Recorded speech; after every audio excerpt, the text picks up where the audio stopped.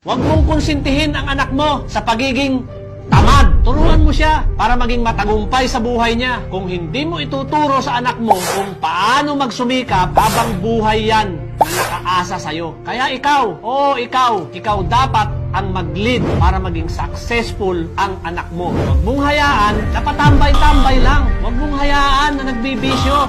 Wala na ngang kinikita, puro paggastos. Hindi pa nakakatulong. Turuan mo siya kung paano kumita ng pera. Turuan mo rin kung paano magtipid. Huwag mong hayaan na gumastos lang ang alam. Kung mahal mo ang anak mo, turuan mong magtrabaho. Turuan mong mag-invest sa mga makabuluhang bagay. Turuan mong magnegosyo. Kung mahirapan man siya habang tinatahak ang daan patungo sa tagumpay, suportahan mo lang siya. Huwag mo siyang patitigilin dahil naaawa ka. Tandaan mo, anak mo ang unang makikinabang pag napagtagumpayan niya ang mga pagsubok sa buhay. Real talk lang.